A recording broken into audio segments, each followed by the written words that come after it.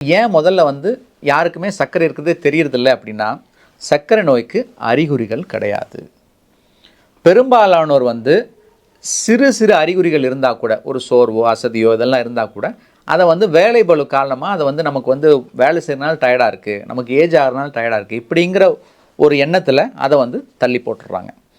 மூணாவது விஷயம் என்னென்னா, இப்படி ஏதாவது தொந்தரவு வந்து நம்ம செக் பண்ணி நமக்கு ஏதாவது சுகரு ப்ரெஷருன்னு ஏதாவது இருந்தால் மருந்து மாத்திரை கொடுத்துருவாங்களேன்னு பயத்திலேயே நிறைய பேர் செக் பண்ணாமல் இருக்காங்க. பொதுவாக சர்க்கரை நோய்க்கு அறிகுறின்னு வந்தால் எந்த மாதிரி வரும் தெரியுங்களா? அதிகமாக யூரின் போகிறது, உடல் எடை குறையிறது, அதிக பசி, கால் எரிச்சல், இன்னும் ரொம்ப முக்கியமாக சொல்ல போனால் யூரின் அதிகமாக போகிறதுனால அந்த யூரின் போகிற பகுதியில் இன்ஃபெக்ஷன் ஆகிறது.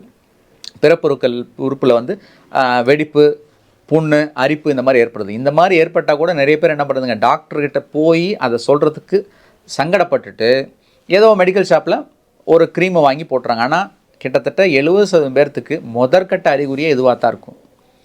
ஸோ இப்படி அறிகுறிகள் இருந்தால் கூட அதை நெக்லெக்ட் பண்ணுறவங்க நிறைய பேர் இருக்காங்க. ஆனால் பெரும்பாலானோருக்கு ஆரம்ப கட்டத்தில் அறிகுறி இல்லாமையே இருக்குது. ஸோ இதனால தான் நிறைய பேர் வந்து சர்க்கரை இருக்கிறத தெரியாமையே இருக்காங்க.